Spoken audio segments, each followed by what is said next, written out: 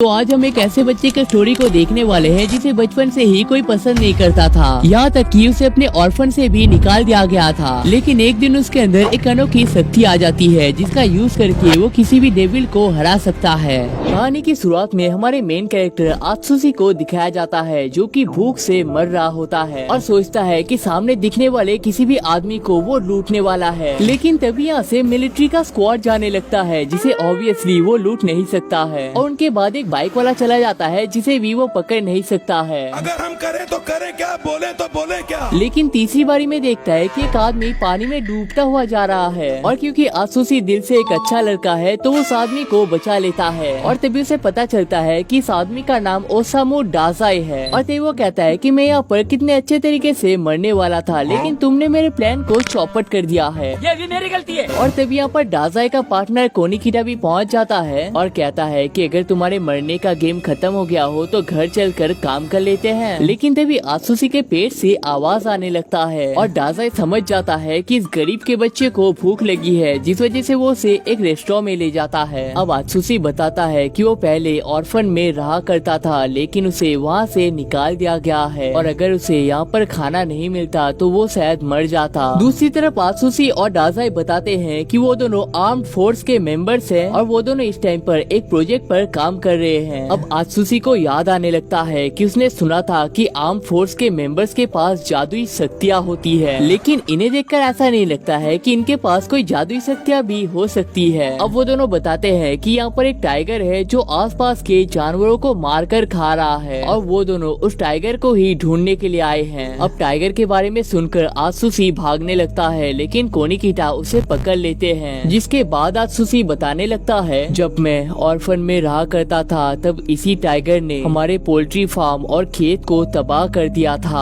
अब इस नुकसान के बाद हमारे पास खाने का कमी पड़ गया था और इस कमी के चलते मुझे उस ऑर्फन से भी निकाल दिया गया था। लेकिन यहाँ पर आने के बाद भी मुझे कई बार ऐसा लगा है कि वो टाइगर मुझे फॉलो कर रहा है। जिस पर डेंजाई कहता है कि तुम सही कह रहे हो और वो टाइगर सच में तुम्हें फॉलो कर रहा है और इसीलिए हम तुम्हें एक चारी की तरह यूज करने वाले हैं और इस काम के बदले में तुम्हें पैसे भी दिया जाएगा। और इन पैसों के बातों को सुनकर आत्सुशी से ना नहीं कह पाता है। अब वो दोनों एक फैक्ट्री के अंदर आ जाते हैं और आत्सुशी पूछता है कि क्या वो टाइगर सच में यहाँ पर आएगा, जिस पर डाजाई कहता है कि 100% गारंटी है कि वो टाइगर यहाँ पर आएगा लेकिन मेरे सामने टिक नहीं पाएगा। वैसे गाइस ये डायलॉग कहीं पर सुना सुना नहीं लग रहा है लेकिन तभी यहाँ पर कुछ आवाजें आने लगते हैं जिस वजह से आत्सुशी घबरा जाता है। लेकिन तभी डाजाई कहने लगता है कि टाइगर कहीं पर भी अचानक से नहीं आ सकता है और तुम्हारी स्टोरी मुझे थोड़ी सी गलत लग रही है। जैसे कि अगर तुम्हारे ऑर्फन में खाने की कमी हो रही है तो एक बच्चे को निकाल कर उन्हें क्या ही फायदा हो जाएगा। अगर खाने का कमी होता तो 10-15 स्टूडेंट्स को निकाल दिया जाता। और तुमने कहा था कि तुम 2 हफ्ते पहले इस शहर में आए हो और 2 हफ्ते पहले से ही वो टाइगर देखा जा रहा है जिसका मतलब है कि उन ऑर्फन वालों को पता चल गया था कि वो टाइगर और कोई नहीं बल्कि तुम हो आत्सुशी। जिसके बाद आत्सुशी एक टाइगर के फॉर्म में आकर डाजाई के ऊपर अटैक करने लगता है और डाजाई भी उसके अटैक्स को डॉज करते हुए अपने नो लॉन्गर ह्यूमन अटैक का यूज करके आत्सुशी को नॉर्मल कर देता है। और तभी कोनिको और उनके पार्टनर्स मियाजावा केंजी, एडोकावा रेनपो और यासानो आकिको यहाँ पर पहुँच जाते हैं। अब आत्सुशी नींद से उठ जाता है लेकिन उसका राइट हैंड अभी भी ठीक नहीं हुआ है जिसको देखकर वो फिर से घबराने लगता है। लेकिन तभी डाजाई कहता है कि ये लड़का हमारे एजेंसी का पार्टनर बनने वाला है।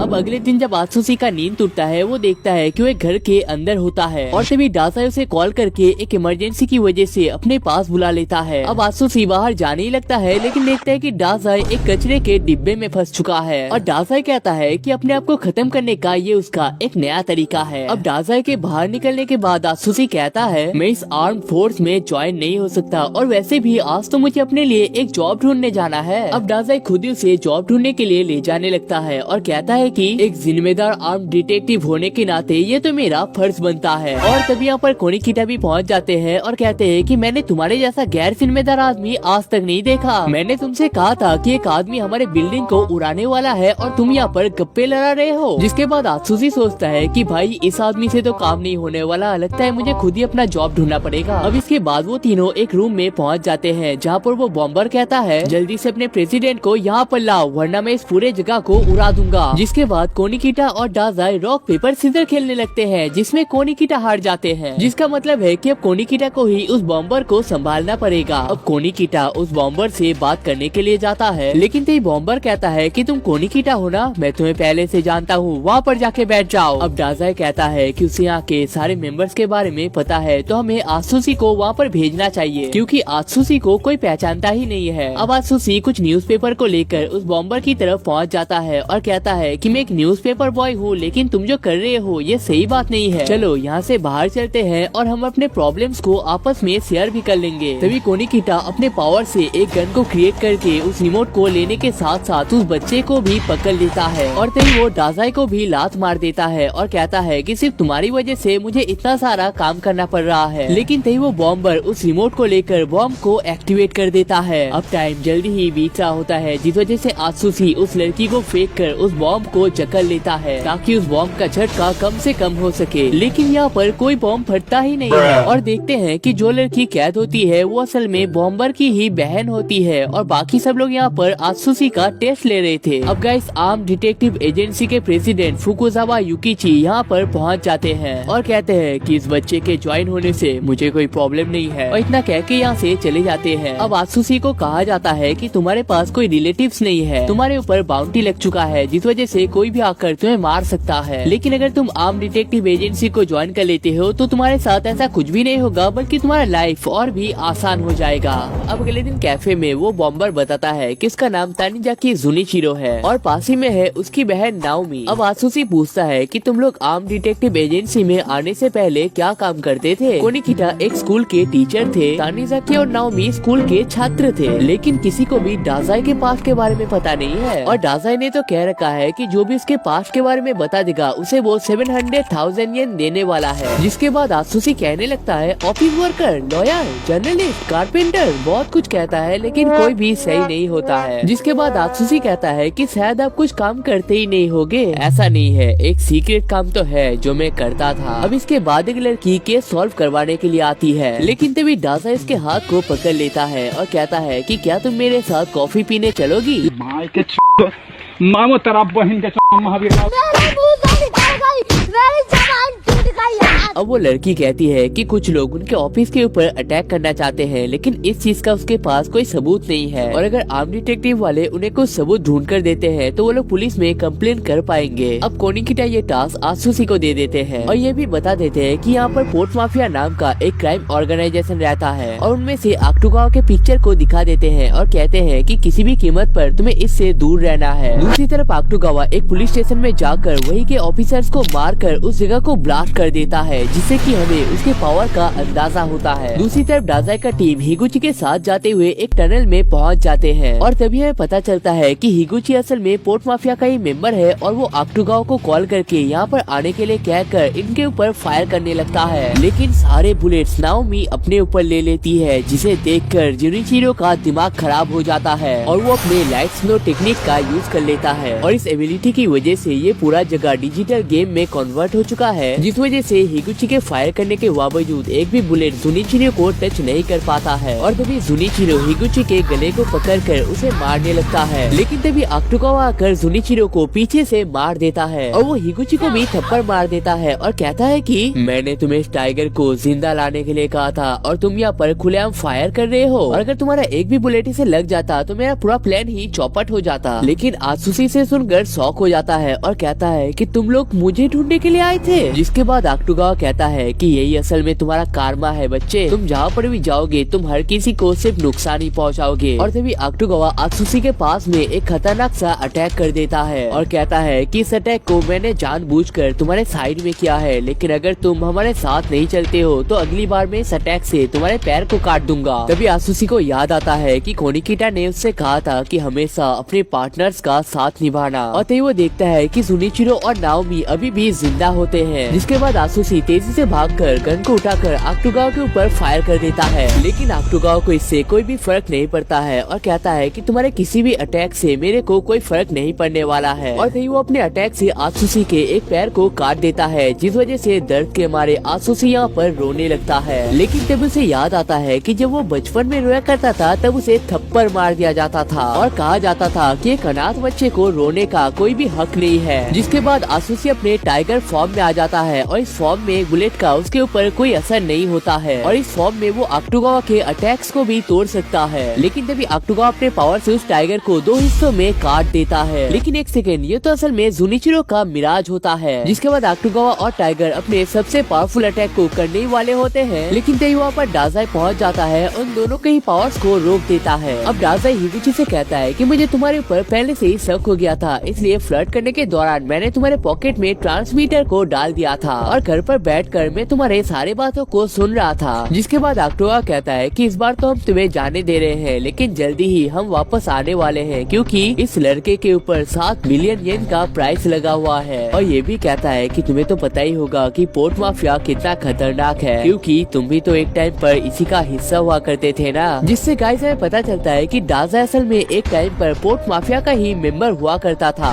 अब अगले दिन जब आत्सुशी का नींद टूटता है तो कोनिकिटा उसके पास ही में होते हैं और कहते हैं कि तुम्हारे दोनों दोस्त ही एकदम ठीक है और उन दोनों का इस टाइम पर ट्रीटमेंट चल रहा है। और गाइस हम देखते हैं कि जुनिचिरो के ऊपर एक लड़की एक सीक्रेट टाइप का ट्रीटमेंट कर रही होती है। दूसरी तरफ कोनिकिटा बताते हैं आत्सुशी तुम्हारे ऊपर 7 बिलियन येन का प्राइस रखा गया है और इसी वजह से पोर्ट माफिया वाले तुम्हारे पीछे पड़ चुके हैं। लेकिन तभी आत्सुशी घबरा जाता है और कहता है कि 7 बिलियन येन, अब मेरा क्या होगा। लेकिन कोनिकिटा कहते हैं कि चिंता मत करो, उन पोर्ट माफिया वालों को तो मैं अकेले ही देख लूंगा। अब गाइस हमें हिरोत्सु नाम के पोर्ट माफिया के एक मेंबर को दिखाया जाता है जो अपने पावर से एक डोर को तोड़ देता है। अब इसके अंदर कई सारे आदमी होते हैं और एक आदमी तो हिरोत्सु को मारने के लिए भी जाता है, लेकिन हिरोत्सु के एक अटैक के साथ ही उस आदमी का खेल खत्म हो जाता है। सूत्रों से पता चला है कि पोर्ट माफिया के सामानों को यहाँ पर ब्लैक में बेचा जा रहा है और इसलिए तुम में से कोई भी यहाँ पर बचने नहीं वाला है। और तभी हिरोत्सु के पार्टनर्स कोलियो की मदद से इन सारे मेंबर्स को यहाँ पर खत्म कर देते हैं। थोड़े टाइम बाद इस जगह पर इन्वेस्टिगेशन होने लगता है और आत्सुशी भी यहाँ पर मौजूद होता है और तभी सब लोग कहने लगते हैं कि ये काम तो पोर्ट माफिया के ब्लैक लिजर्ड गैंग का है जो किसी के ऊपर भी दया नहीं करते हैं। अब इसे सुनने के बाद आत्सुशी सोचता है कि अगर इस टीम ने हमारे एजेंसी में अटैक कर दिया तो हमारा एजेंसी तो पूरी तरीके से तबाह हो जाएगा। जिसके बाद वो खुद से ही हिगुची को कॉल कर लेता है और कहता है कि मैंने आर्म डिटेक्टिव एजेंसी को छोड़ दिया है तो अब उन्हें परेशान करने की कोई जरूरत नहीं है। जिसके बाद सच में ही आत्सुशी इस एजेंसी को छोड़ के चला जाता है। दूसरी तरफ हम ब्लैक लिजर्ड के लीडर हिरोत्सु और कमांडर टाचिहारा मिचुजो को देखते हैं और तभी उनके ऊपर अटैक करते हुए दूसरा कमांडर भी यहाँ पर पहुँच जाता है। और तभी हिगुची को उनके लीडर कॉल करके कहते हैं कि पिछली बार उस आर्म डिटेक्टिव एजेंसी की वजह से हम लोग उस टाइगर को पकड़ नहीं पाए थे, तो इस बार तुम्हें इस एजेंसी को ही खत्म कर देना है। दूसरी तरफ अक्टूगावा एक लड़की को डराने की कोशिश कर रहा होता है और कहता है कि जब इंसान अपने प्रॉब्लम्स को खत्म नहीं कर पाते हैं तो वो अपने आप को खत्म करने का सोचते हैं, क्योंकि उनके पास जीने का और कोई वजह नहीं होता है। लेकिन चिंता मत करो, जल्दी तुम्हें जीने का एक वजह मिलने वाला है। दूसरी तरफ ब्लैक लिजर्ड ग्रुप हमारे एजेंसी के अंदर चले जाते हैं और तभी हिरोत्सु कहते हैं कि माफ करना, मैं तुम्हारा अपॉइंटमेंट लेना भूल गया। दूसरी तरफ आत्सुशी रास्ते से जा रहा होता है और सोचता है कि मुझे कहीं पर भी रहने का हक नहीं है, लेकिन तभी उसे बुलेट्स की आवाज आने लगती है जिस वजह से वो फिर से एजेंसी की तरफ जाने लगता है और जाते वक्त सोचता है कि मैंने तो इन्हें कह दिया था कि मैंने इस एजेंसी को छोड़ दिया है, तो फिर भी वो लोग इसके ऊपर अटैक क्यों कर रहे हैं। अब आत्सुशी वहाँ पर पहुँच तो जाता है, लेकिन देखता है कि ब्लैक लिजर्ड वालों को हमारे एजेंसी वाले कुत्तों की तरह मार रहे हैं। अब कोनिकिटा यहाँ पर परेशान हो जाते हैं और सोचते हैं कि गोली चलाने की वजह से फिर से मुझे आसपास के लोगों से माफी मांगना पड़ेगा और देखो यहाँ का क्या हालत कर दिया है, इसको रिनोवेट करने में फिर से ढेर सारा पैसा चला जाएगा। और आत्सुशी तुम्हें तो शर्म आनी चाहिए, हम लोग यहाँ पर फाइट कर रहे थे और तुम बाहर घूमने के लिए गए थे। लेकिन आसुसी सोचता है कि ये लोग तो बहुत ही पावरफुल है और मैं बिना किसी प्रॉब्लम के इनके साथ रह पाऊंगा। और इतना सोच के उसके आंखों से आंसू आने लगते हैं, जिसे देख कोनिकिटा कहते हैं कि एक तो तुम फाइट के वक्त घूमने चले गए थे और मैंने तुम्हें थोड़ा सा डांट क्या दिया है, तुम तो रोने ही लग गए। जिस पर आसुसी कहता है कि मैं रो नहीं रहा था, मैं तो बस रो रहा था।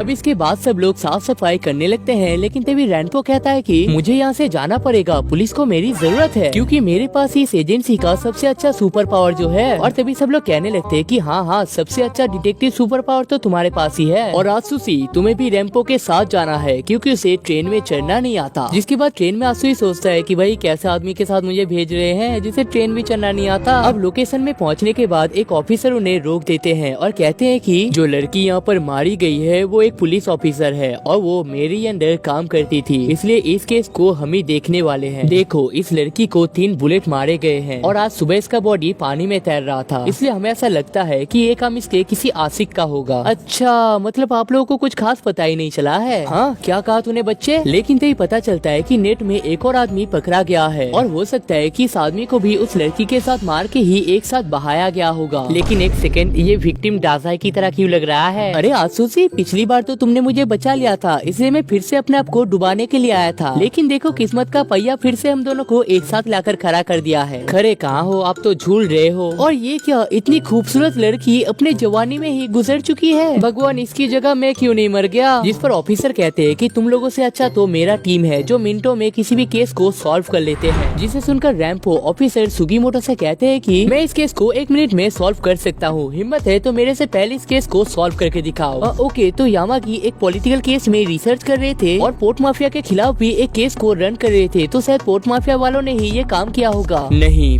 पोर्ट माफिया वाले पहले किसी के भी सर को जमीन पर मारते हैं, फिर पीछे से लात मारते हैं ताकि उनका जॉ लाइन टूट सके, और उसके बाद बॉडी पे 3 बुलेट्स मारते हैं। इसके बॉडी पे भी 3 बुलेट्स तो मारे गए हैं, लेकिन इसके जॉ लाइन को तोड़ा नहीं गया है। मतलब किसी ने जानबूझकर 3 बुलेट्स मारे हैं ताकि लोगों को ऐसा लगे कि ये काम पोर्ट माफिया वालों का है। 2 बुलेट्स सिर्फ इसलिए फायर किए हैं ताकि लोगों को लगे ये काम पोर्ट माफिया वालों का है। कितनी गलत बात है। कोई बात नहीं ऑफिसर, तुमने अपने काम को बहुत ही बढ़िया तरीके से किया है, लेकिन अब देखो एक वर्ल्ड क्लास डिटेक्टिव कैसे अपने केसेस को सॉल्व करता है। और मैं तो ये भी बता दूंगा कि क्रिमिनल कौन है, कहाँ पर उसने क्राइम किया है और कैसे उस क्रिमिनल को पकड़ना है। लगता है तुम मानोगे नहीं बच्चे, तुम्हारे लिए 60 तक गिनती करूँ क्या? न, मुझे उतना टाइम भी नहीं लगेगा। इन्फॉर्मेशन कलेक्ट हो जाओ और किसने ये क्राइम किया है वो हमें बताओ। और हमें पता चल चुका है कि क्रिमिनल है मिस्टर सुकीमोटो। बेकार की बातें बंद करो। सुकीमोटो ने ये काम किया होता तो वो यहाँ पर ठोए ना आता। वेल, मैंने तो ये भी कहा था कि मैं सबूत भी दूंगा। सुकीमोटो के गन को चेक कर लो, उसमें 3 बुलेट्स कम होंगे और मेरा थ्योरी भी प्रूफ हो जाएगा। सुकीमोटो अपना गन दिखा दो, उसके बाद ये नौसिखिया चुपचाप यहाँ से चला जाएगा। मैं अपने गन को नहीं दिखा सकता। सुकीमोटो, तुम मुझे डरा रहे हो, अपना गन दिखाओ और सब कुछ ठीक हो जाएगा। अब सुकीमोटो का दिमाग ब्लैंक होने लगता है और वो अपने गन से फायर करने ही वाला होता है, लेकिन आसुसी जाकर उन्हें रोक देता है। तुम्हें पता कैसे चला कि मैंने उसे मारा था?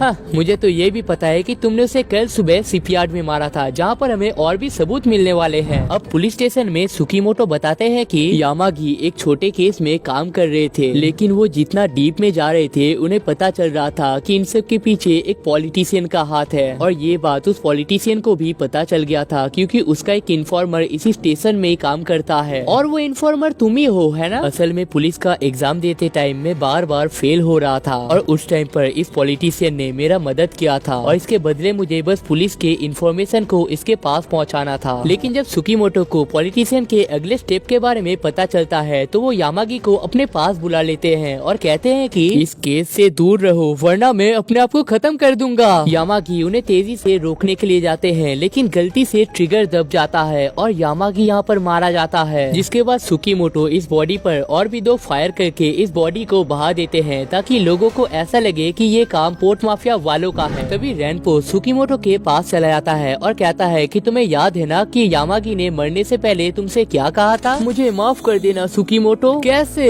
इतना सब कुछ तुम्हें कैसे पता हो सकता है? अब इसके बाद वो तीनों रास्ते से जाने लगते हैं और डाजाई कहता है कि पता है आसुसी, मुझे भी ये केस आधा समझ में आ गया था। हाँ, लेकिन रैम्पो के अल्ट्रा डिडक्शन के सामने कोई क्या ही कर सकता है। ओह, तो तुम्हें अभी भी इसके बारे में पता नहीं है? हाँ, रैम्पो के बिहेवियर को देखकर तुम्हें वो एक छोटा लड़का लग सकता है, लेकिन वो असल में 26 साल का आदमी है और उसके पास कोई मैजिकल पावर भी नहीं है। और ये बात रैम्पो के अलावा टीम के हर किसी को पता है। और बताते हैं कि जब रैम्पो अपने पावर को यूज कर रहा था तब डाजाई ने उसके हेयर को टच कर लिया था। और आपको पता ही होगा कि डाजाई अगर किसी को टच करता है तो वो अपने पावर को यूज नहीं कर सकता है, जिसका मतलब है कि रैम्पो के पास असल में कोई पावर्स ही नहीं है। क्या? तो फिर रैम्पो ने उस क्रिमिनल का पता कैसे लगाया? देखो, अगर तुम किसी को भी बोलोगे कि एक मर्डर को पोर्ट माफिया का काम दिखाने के लिए उस पर 3 बुलेट्स फायर किए गए हैं, तो हर किसी को लगेगा कि वो 3 बुलेट्स एक साथ ही फायर किए गए हैं। लेकिन याद करो कि सुकीमोटो ने क्या कहा था, 2 बुलेट्स सिर्फ इसलिए फायर किए हैं ताकि लोगों को लगे ये काम पोर्ट माफिया वालों का है। कितनी गलत बात है। मतलब उसे पता था कि 2 बुलेट्स को एक साथ नहीं बल्कि अलग अलग फायर किया गया था, और ये बात तो सिर्फ क्रिमिनल को ही पता हो सकता है। और एक और पॉइंट है, अगर तुम यामागी के हाथ को देखोगे तो वहाँ पर एक महंगा वॉच लगा हुआ है जो वो अपने सैलरी से तो नहीं खरीद सकती है। और वैसा ही सेम वॉच सुकीमोटो के हाथ में भी था, जिसका मतलब है कि वो दोनों एक दूसरे को डेट कर रहे थे। और जब किसी को पता चलता है कि उसका लवर मर चुका है तो उसका रिएक्शन खतरनाक आना चाहिए था, लेकिन सुकीमोटो पूरी तरीके से शांत था। मतलब वो किसी चीज को छुपाना चाहता था। अच्छा, लेकिन रैम्पो को ये कैसे पता चला कि मर्डर हुआ कहाँ पर था? वेल, ये चीज तो डाजाई भी पता नहीं लगा पाया है और इसी वजह से रैम्पो टीम में इतना खास है। अरे तुम लोगों को घर नहीं चलना क्या? मुझे भूख लग रही है। अब गाइस हमें कोनिकीटा को दिखाया जाता है जिसके पास आइडियल नाम का एक नोटबुक होता है, जिसको बीच बीच में आप लोगों ने कई बार देखा भी होगा। अब कोनिकीटा असल में एक परफेक्ट लाइफ को जीना चाहता है, इसलिए कोनिकीटा ने इस बुक में अपने लाइफ के सारे डिटेल्स, यहाँ तक कि रूटीन, फ्यूचर प्लान्स और गोल तक भी लिख रखा है। जिसके बाद कोनिकीटा एग्जैक्ट टाइम पर अपने काम के लिए जाता है, लेकिन तभी आसुसी कहता है डाजाई ने कुछ अजीब तरीके के मशरूम खा लिए हैं और उसके बाद से वो अजीब तरीके से बिहेव कर रहे हैं। मरने के बाद ये दुनिया कितना बढ़िया लगने लगता है। मुझे तो पता ही नहीं था एक मशरूम खाने से ही मैं मर जाऊंगा। लेकिन कोनिकीटा इन सब में ध्यान ना देकर अपना काम स्टार्ट कर देता है। कोनिकीटा, तुम्हें भी स्वर्ग में आना चाहिए, फिर हम दोनों मिलकर मजे करेंगे। लेकिन तभी कोनिकीटा डाजाई को पटक देते हैं और कहते हैं कि ना समझ डाजाई, तुम्हें दिख नहीं रहा, मेरा इम्पोर्टेंट काम चल रहा है। जिसे देखकर आसुसी सोचता है ये दोनों इतने अलग होने के बावजूद एक साथ काम कैसे कर पाते हैं। जिसके बाद वो तीनों अपने आज के काम के लिए जाने लगते हैं। असल में योकोहामा में जितने भी नए लोग घूमने के लिए आ रहे हैं उनमें से कई सारे लोग गायब हो रहे हैं और उन सबको एक जगह पर लाकर इकट्ठा किया जा रहा है। और ये जानकारी हमारे एजेंसी को एक अनजान आदमी से मिला है। अच्छा, तो हमें जो लोकेशन बताया गया है हम वहाँ पर जा रहे हैं, है ना? नहीं बच्चे, बल्कि हम तो उस जानकारी देने वाले को पकड़ने के लिए जा रहे हैं। कोनिकीटा, तुम यहाँ पर पूरे 2 मिनट लेट आए हो। किसी लड़की के साथ डेट पे चले गए थे क्या? नहीं, मैं आज से 4 साल बाद किसी लड़की को डेट करूंगा और उसके 6 साल बाद उसी लड़की से शादी भी कर लूंगा, और ये सारी बातें मेरे बुक में लिखी गई है। अब गाइस, सामने के इस बंदे का नाम टागुची रुकुजो है, और अगर आप इसे अच्छे पैसे देते हो तो ये कोई भी इंफॉर्मेशन बाहर निकाल कर दे सकता है और बताता है कि आप लोगों को वो इंफॉर्मेशन एज योर मैसेंजर नाम के एक बंदे ने भेजा है। अब मुझे ये तो नहीं लगता कि वो इन्फॉर्मर कोई गलत आदमी है, लेकिन मुझे उसके डाटा सेंटर से ये कुछ पिक्चर मिले हैं और ये शायद उनके पिक्चर है जिन्हें किडनैप किया जा चुका है। अब इसके बाद वो तीनों टैक्सी की मदद से अपने लोकेशन पर जाने लगते हैं और कोनिकीटा बताते हैं कि इस टैक्सी का ड्राइवर भी असल में उनका इन्फॉर्मर है और जितने भी लोग गायब हुए हैं उनमें से 2 लोगों को तो इन्होंने ही लिफ्ट दिया था। लेकिन तभी डाजाई इन पिक्चर्स को लेकर कहने लगता है, देखो इन विक्टिम्स में से दोनों ने चश्मे पहन कर रखे हैं, जरूर इस क्रिमिनल को चश्मे वाले लोग बहुत पसंद होंगे। इसके बाद वो तीनों एक हॉस्पिटल में पहुंच जाते हैं और यहाँ के आसपास घूमने के दौरान उन्हें कुछ फुटप्रिंट्स भी मिल जाते हैं। मुझे लगता है किसी की जान खतरे में है। यहाँ पर एक लड़की को पानी में डुबाकर मारने का ट्रैप बनाया गया है और तभी कोनिकीटा,